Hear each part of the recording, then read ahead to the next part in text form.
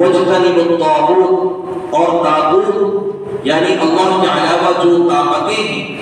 اللہ کے علاوہ جو معبود باطل ہیں، ان سے بچا کر کے اللہ وحدہ لا شریک لہ کی عبادت کی طرف بلایا جائے، اللہ کی بندگی، اللہ کا تعارف کرایا جائے اللہ کے بندوں کو، اور شرک اور بت پرستی سے، توہم پرستی سے لوگوں کو نکالا جائے، برے خیالات، برے افکار، برے نظریات سے لوگوں کو باز رکھا جائے، اور اللہ سے ہونے کا یقین ان کے دلوں کے اندر راسخ کیا جائے کہ کرنے دھرنے والی ذات صرف ایک اللہ کی ہے، اللہ اپنے غیر کے علاوہ، اللہ اپنے غیر کے سوا سب کچھ کرنے کا قادر ہے، لیکن اللہ کا غیر، اللہ کا ما سوا جو بھی ہے وہ اللہ کے علاوہ کچھ بھی کرنے کا قادر نہیں ہے۔ اللہ اپنی حکومت کے اندر، بادشاہ کے اندر، سلطنت کے اندر یکتا ہے، واحد ہے، لا مثل له ولا مثیل له، نہ اس کا کوئی مثل ہے، نہ کوئی اس کا ہمسر ہے، نہ کوئی اس کا عکس ہے، نہ اس کا کوئی سایہ ہے۔ اللہ تبارک و تعالی نے اپنی یگانگت کے اندر اللہ تبارک و تعالی یکتا ہے، اللہ تبارک و تعالی نے اپنی وحدانیت کا جو تعارف کروایا ہے سورۃ الاخلاص کے اندر بڑا پرجوش انداز میں اپنا تعارف کروایا کہ اے نبی صلی اللہ علیہ وسلم کہہ دیجئے کہ یہ اللہ ایک ہے، اللہ ایک ہے، اللہ بے نیاز ہے، نہ اس نے کسی کو جنا، نہ وہ کسی سے جنا گیا، اور اس کا ہمسر، اس کا ساجی اور اس کا ہم پلہ کوئی نہیں، کوئی طاقت ایسی نہیں ہے جو اگر اللہ تبارک و تعالیٰ کسی کو ذلیل کرنا چاہے تو دنیا کی کوئی طاقت ایسی نہیں ہے جو اس کو باعزت بنا دے، اور اگر اللہ رب العزت نے کسی کے حق میں عزت کا فیصلہ کر لیا ہے، مالدار بنانے کا فیصلہ کر لیا ہے، عہدہ دینے کا فیصلہ فرما لیا ہے، طاقت و قوت دینے کا فیصلہ فرما لیا ہے، تو کوئی ذات ایسی نہیں ہے جو اللہ تبارک و تعالیٰ کے آڑے آ جائے اور اللہ تبارک و تعالیٰ کو روک دے۔ یہ انسان دنیا کے اندر بھیجا گیا، اور اس لیے اس کو بھیجا گیا کہ اللہ تبارک و تعالیٰ کا نمائندہ بن کر، اللہ تبارک و تعالیٰ کا خلیفہ بن کر دنیا کے اندر زندگی بسر کرے۔ اللہ کی بھٹکی ہوئی جو اللہ تعالیٰ نے جو بھٹکے ہوئے جو انسان ہیں، اللہ کے بندے ہیں، ان کو راہ راست پر لانے کے لیے اللہ تبارک و تعالیٰ نے انبیاء علیہ السلام کا سلسلہ جاری اور ساری فرمایا، اور آخر میں جناب محمد رسول اللہ صلی اللہ علیہ وسلم کی بعثت تخلیق کا اگر ہم صحیح معنی کے اندر مشاہدہ کریں، غور کریں اور فکر کریں تو ہمیں پتہ چلے گا کہ اللہ کے نبی علیہ السلام اس دنیا میں کیوں بھیجے گئے۔ یہ ہم میں سے ہر ایک کو سمجھنا چاہیے۔ هو الذي بعث في الأميين رسولا منهم يتلو عليهم آياته ويزكيهم ويعلمهم الكتاب والحکمہ، کہ وہی ہے وہ ذات جس نے تمہارے درمیان تمہیں میں سے ایک رسول مبعوث فرما دیا تاکہ وہ ہماری آیات تمہارے درمیان پڑھ پڑھ کر کے سنائے اور تمہارے دلوں کو پاک و صاف کرے، تمہارے نفوس کا تزکیہ کرے، تمہارے دلوں کی اور تمہارے جو اندر کے روح ہیں ان کو صاف کرے، ان کو پاکیزہ کرے، تمہاری روح کو بھی پاکیزہ بنائے، تمہارے نفوس کو بھی پاکیزہ بنائے، تمہارے قلوب کو بھی مجلہ کرے، تمہارے دماغوں کو بھی مسکہ کرے، اور تمہارے جسموں کو بھی معطر کرے۔ اس کا بعثت تخلیق کا مقصد یہی ہے، اور اسی لیے اس کو بھیجا گیا ہے، اور ہماری آیات تلاوت کر کر کے تمہیں بتائے، پڑھ کر کے سنائے، تاکہ بھٹکی ہوئی جو انسانیت ہے، جو شرک اور بت پرستی کی گندگی میں ڈوب چکی ہے، وہ ایک اللہ کو پہچاننے والی بن جائے، ایک اللہ تعالیٰ سے ہونے کا یقین اس کے دل کے اندر بیٹھ جائے۔ کہ شاعر نے کیا خوب کہا، عقل ہے تیری سپر،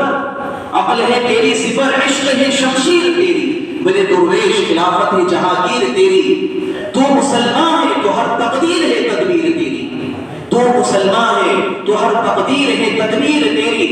قوت عشق سے ہر پست کو بالا کر دے، دہر میں اس میں محمد سے اجالا کر دے۔ یہ انسان کو بھیجنے کا مقصد یہ ہے۔ کہ وہ زمانے کے اندر یہ بتائے اور للکارے اور پورے عالم کو چیلنج کرے کہ دیکھو اللہ تعالیٰ نے جو ہمیں اس لیے بھیجا ہے کہ ہم لوگوں کو لوگوں کی غلامی سے نکال کر، لوگوں کی بندگی سے نکال کر اللہ کی بندگی کی طرف لے کر آئیں، اللہ کی غلامی کی طرف لے کر کے آئیں۔ حضرت ربعی ابن عامر رضی اللہ تعالی عنہ غیر معروف صحابی جو متعارف نہیں تھے معاشرے کے اندر، اتنا کوئی جانتا نہیں تھا، لیکن آپ ان کے ایمان کی کسوٹی دیکھیں، ان کی ایمان کی پاور دیکھیں کہ جب رستم کے دربار میں پہنچے ہیں تو کیا انہوں نے پیغام حق سنایا ہے، اور جب ان کو روکا گیا ہے تو انہوں نے کہا کہ نہیں ہمیں مت روکو، ہمیں جانے دو،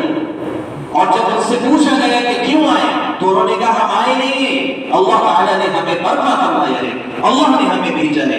ابتعثنا اللہ لنخرج من شاء من عبادة العباد إلى عبادة الله وحده ومن ضيق الدنيا إلى سعتها ومن جور الأديان إلى عدل الإسلام، کہ اللہ تبارک و تعالیٰ نے ہمیں برپا فرمایا ہے، اللہ تعالیٰ نے ہمیں بھیجا ہے تاکہ ہم لوگوں کو لوگوں کی بندگی سے نکال کر ایک اللہ وحدہ لا شریک لہ کی بندگی کی طرف لے کر آئے، اور لوگوں کے ظلم و ستم اور استبداد سے نکال کر اسلام کے عدل و انصاف کی طرف لے کر کے آئے، اور دنیا کی تکدامانی سے نکال کر آخرت کی وسعت کی طرف لے کر کے آئے۔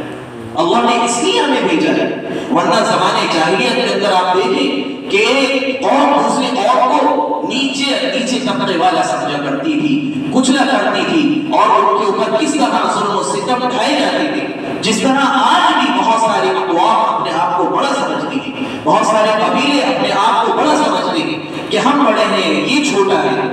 اللہ تعالیٰ نے سب کو یہ فرما دیا کہ ہم نے تم سب کو یا ایھا الناس اتقوا ربکم الذی خلقکم من نفس واحدہ، کہ ہم نے ایک جان سے تمہیں پیدا کیا، ایک جان سے تمہاری تخلیق ہوئی، اور حضرت آدم علیہ السلام تمہارے باپ بھی، تمہارا شجرہ نسب وہاں ملتا ہے جا کر، اور حضرت اما حوا علیہ السلام تمہاری ماں ہے۔ یہ تفریق جو ہے، یہ امتیاز جو ہے، اور یہ نسلی اور قبائلی جو رنگ و نسل کے جھگڑے ہیں، ان سب کو مٹانے کی کوشش کرنی چاہیے۔ قرآن کریم ہمارے درمیان اسی لیے نازل ہوا ہے تاکہ حق اور باطل کے درمیان تفریق کرے، رنگ و نسل کے جھگڑے، قبائل کے جھگڑے، قوموں کے جھگڑے، یہ جو آج جنم لے رہے ہیں، اس کو دور کرنے کے لیے حضرت محمد رسول اللہ صلی اللہ علیہ وسلم کی بعثت ہوئی۔ اور اس وقت میں بھی یہ قبائلی جھگڑے تھے، خاندانی جھگڑے تھے، اور اونچ نیچ کا یہ جو بھید بھاؤ تھا، یہ اس قدر خون کے اندر سرایہ کر گیا تھا کہ ہمارا جانور تمہارے جانور سے پہلے پانی پیے گا۔ ایک قبیلہ یہ کہتا تھا کہ اگر ہمارا اونٹ تمہارے اونٹ سے پہلے پانی پیے گا تو پھر یہ سمجھ لو ہم بڑے ہیں اور ہمیں تمہارے اوپر فوقیت حاصل ہے، اور یہ تمہاری مجال نہیں ہے، تمہاری ہمت نہیں کہ ہمارے جانوروں سے پہلے تمہارے جانور پانی پی لیں۔ اس قدر جو ہے قبائلی اور نسلی جھگڑے تھے، آپ انداز لگائیے، اور اگر کسی اور کے کسی قبیلے کے اونٹ نے ان سے پہلے پانی پی لیا تو بس اس پر تلواریں نیام سے باہر آ جایا کرتی تھی، تلواریں سوٹ لی جاتی تھی، اور پھر اس قدر وہ جنگ و جدال اور قتل و غارت گیری کا سلسلہ اور بازار گرم ہوتا تھا کہ الامام الحفیظ کہ اس کو بیان نہیں کیا جا سکتا، سال سال تک کسی بات پر خون ریزی ہو رہی ہے۔ تو اسلام نے ان چیزوں کو، ان جھگڑوں کو ختم کیا اور کہا کہ دیکھو تمہاری جو بعثت ہوئی ہے، تمہاری جو تخلیق ہوئی ہے، وہ اس لیے نہیں ہوئی ہے کہ آپس کے اندر بٹ جاؤ، آپس کے اندر تفریقہ بازی کرو۔ واعتصموا بحبل اللہ جميعا، اللہ کی رسی کو مضبوطی سے پکڑ لو، ولا تفرقوا، اور آپس کے اندر بٹو نہیں،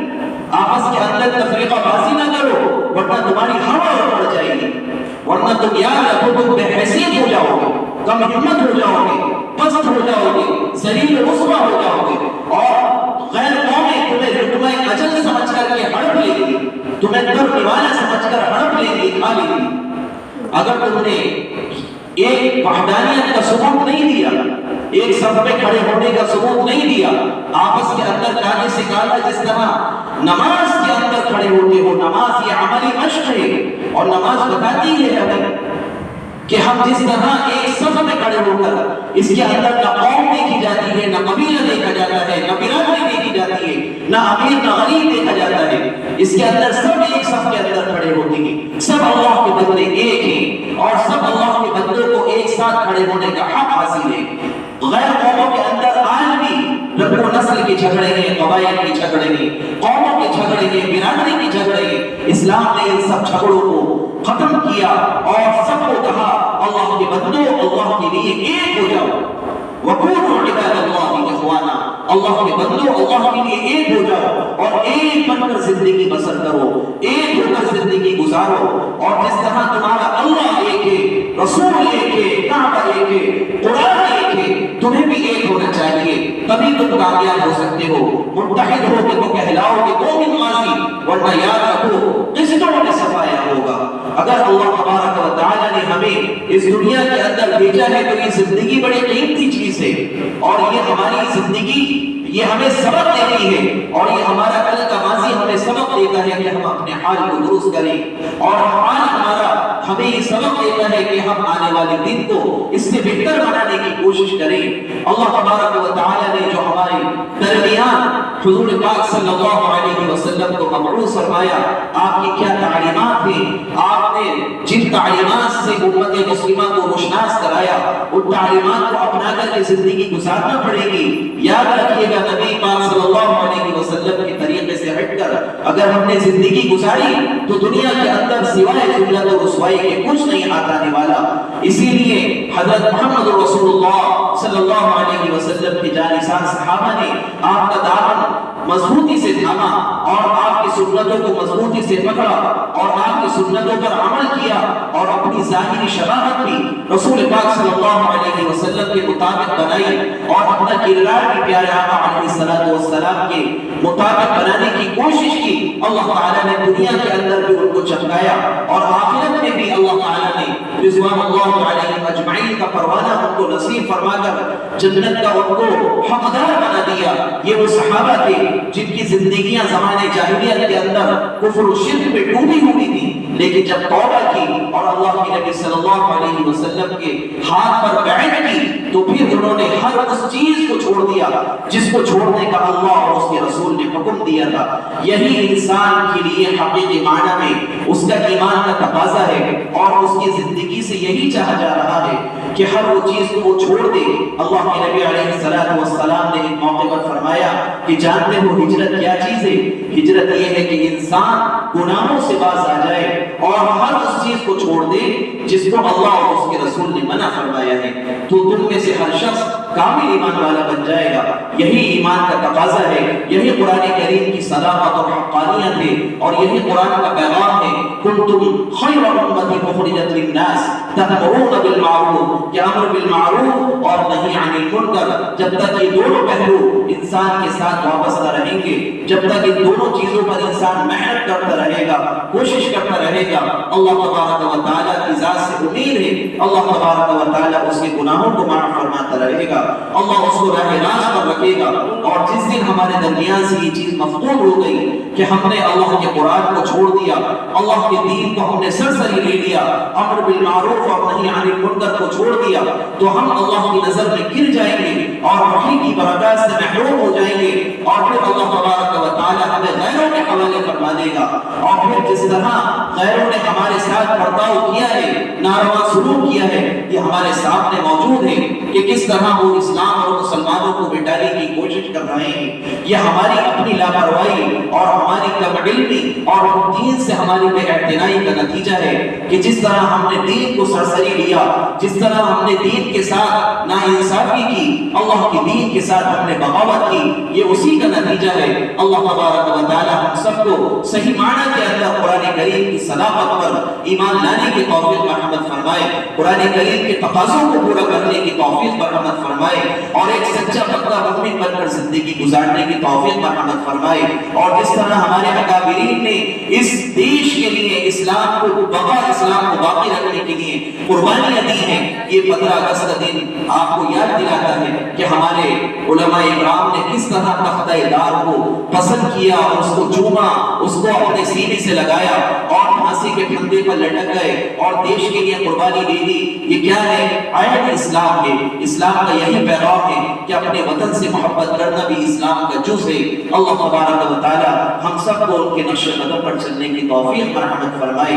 آمین. وآخر دعوانا ان الحمد